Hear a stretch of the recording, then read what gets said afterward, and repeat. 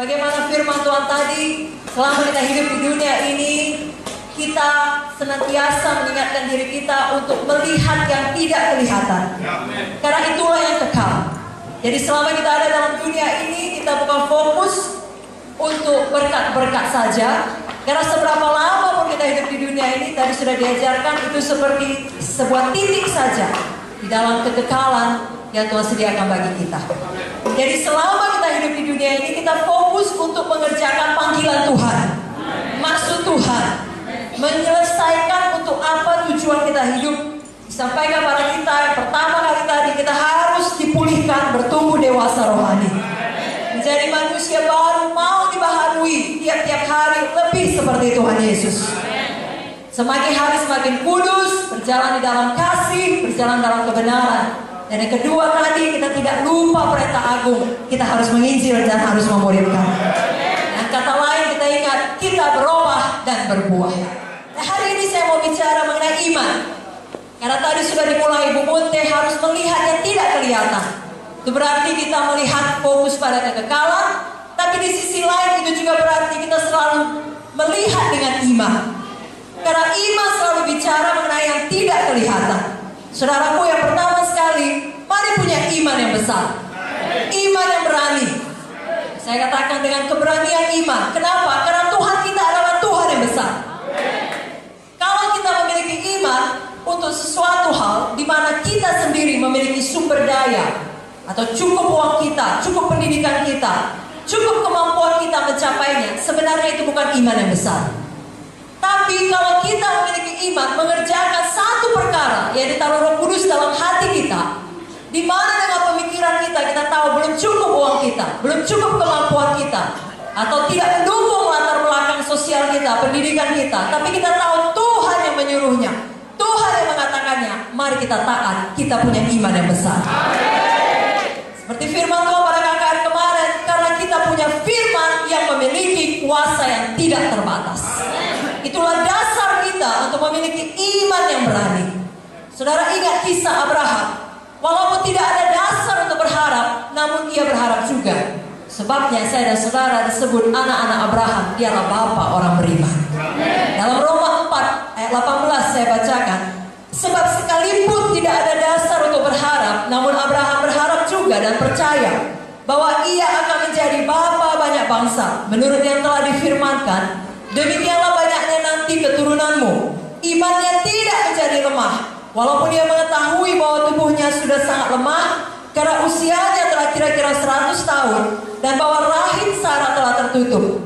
Tetapi terhadap janji Allah ia tidak bimbang, karena ketidakkepercayaan malah ia diperkuat dalam imannya, dan ia memuliakan Allah dengan penuh keyakinan bahwa Allah berkuasa untuk melaksanakan apa yang telah ia janjikan.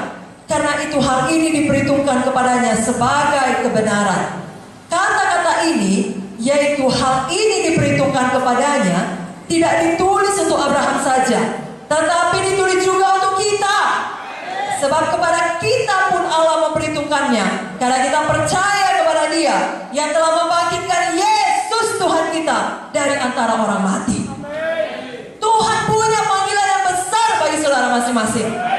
Kalau selama ini saudara sudah mengerjakannya, teruskan, karena ada yang lebih besar lagi.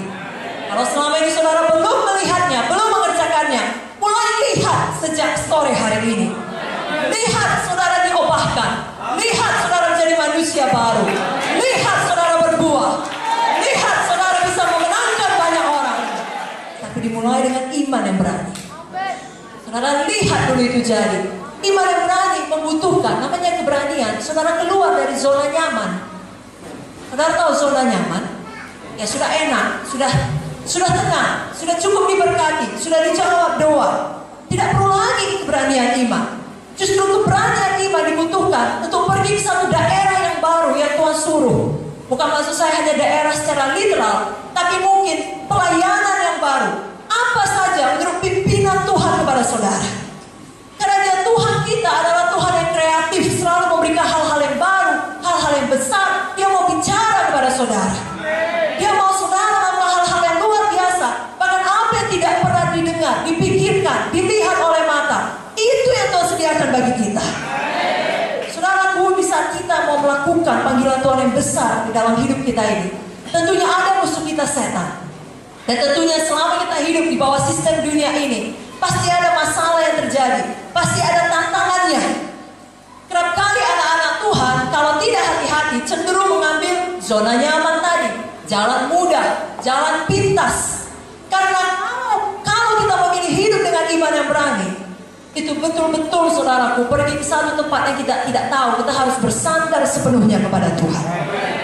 Kita tidak boleh mencari jalan pintas, jalan mudah, tidak. Tapi step by step apa kata Tuhan, kita tidak tahu apa yang terjadi, tidak ada jaminannya. Jaminan kita hanya Tuhan. Itulah dia orang-orang yang hidup dengan iman yang berani. Tapi kalau kita lihat kepada firman Tuhan, itulah dia orang-orang yang luar biasa. Itulah betul-betul orang yang mengadakan penerobosan, yang menjadi pembuat sejarah. Hari ini kita belajar tentang satu orang yang hidup dengan keberanian iman, namanya Kaleb. Ada satu situasi yang sulit, ada satu masalah, bahkan kebanyakan orang melawan dia. Dia hanya berdua bersama temannya, namanya siapa? Joshua. Tetapi dua melawan seluruh mayoritas suara lainnya, bisa menang karena memiliki keberanian iman. Saya bacakan Bilangan 13 ayat 26 sampai 33. Langsung datang kepada Musa, Harun, segenap umat Israel di Kades di padang gurun Paran. Mereka membawa pulang kabar kepada keduanya dan kepada segenap umat itu, dan memperlihatkan kepada sekaliannya hasil negeri itu. Mereka menceritakan kepadanya, kami sudah masuk ke negeri kemana kau suruh kami, dan memang negeri itu berlimpah-limpah susu dan madunya, dan inilah hasilnya.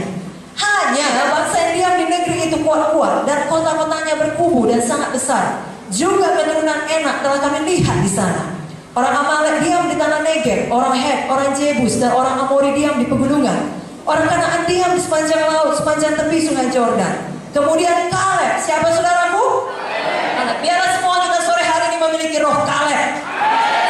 Kaleb mencoba menenteramkan hati bangsa itu di hadapan Musa. Katanya, tidak, kita akan maju dan menduduki negeri itu, sebab kita pasti akan mengalahkannya.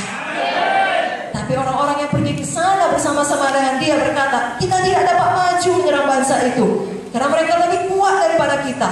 Juga mereka menyampaikan kepada orang Israel kabar busuk tentang negeri yang diintai mereka, dengan berkata, negeri yang telah kami lalui untuk diintai adalah satu negeri yang memakan penduduknya, dan semua orang yang kami lihat di sana adalah orang-orang yang tinggi-tinggi perawakannya.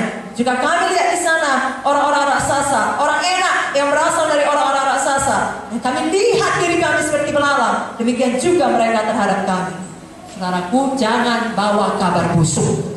Jangan ucapkan perkataan kalah. Walau semua orang mengucapkannya, saudara harus seperti Kaleb, berdasar kepada apa kata firman, apa kata iman yang berani, yang berkata, bisa.